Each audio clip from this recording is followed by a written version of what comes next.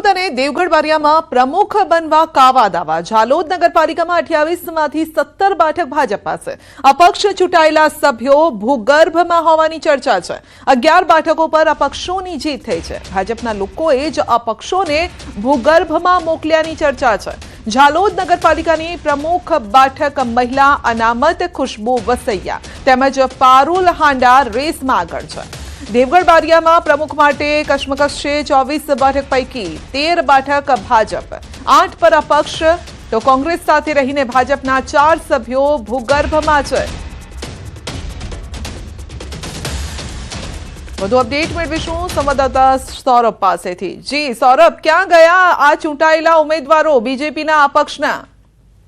બિલકુલ કહી શકાય કે અત્યારે જે દાહોદ જિલ્લાના ઝાલોદ અને દેવગઢ બારિયા નગરપાલિકામાં પ્રમુખ બનવાની હોડને લઈને અપક્ષ અને ચૂંટાયેલા પ્રતિનિધિઓ ક્યાંક ભૂગર્ભમાં ઉતરી ગયા હોય તેવું લોકમુખે ચર્ચાઈ રહ્યું છે। અને હાલ કહી શકાય કે ઝાલોદ પાલિકાની 28 બેઠક માટે ભાજપ પાસે 17 બેઠક અને 11 અપક્ષના ફાળે ગઈ હતી।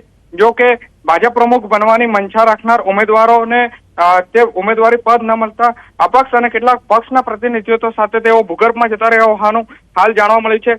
પ્રમુખ માટે સ્ત્રી અનામત બેઠક હોય તો ખુશ્બુ વસૈયા અને પારુલ હાંડા જેઓ કે રેસમાં છે, અને દેવગઢ બારિયા પાલિકાની 24 બેઠકો પૈકી 13 બેઠકો ભાજપના ફાળે આવી છે અને 8 બેઠકો અપક્ષના તેમજ 3 કોંગ્રેસના ફાળે આવી છે।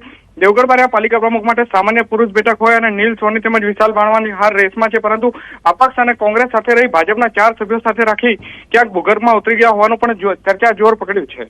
જી, તો ક્યાં અતોપતો નથી કેટલા સમયમાં એ લોકો ક્યાં હોઈ શકે છે, કેવી રીતે આવશે અને કેટલો હજુ સમય લાગશે? આસપાસ બીજા લોકો શું કહી રહ્યા છે? પાર્ટી તરફથી શું કહેવામાં આવી રહ્યું છે? બિલકુલ અત્યાર સુધી કોઈ પણ પાર્ટી દ્વારા કંઈ પણ પ્રતિક્રિયા આપવામાં આવી નથી, પરંતુ કહી શકાય કે અત્યારે 10-15 દિવસ બાદ જે પ્રમુખનું નામ જાહેર થવાનું છે ત્યારે કહી શકાય કે અત્યારે જે તમામ પક્ષના અને અપક્ષના લોકો ભૂગર્ભમાં ઉતરી ગયા હોય તેવું ચર્ચાએ જોર પકડ્યું છે।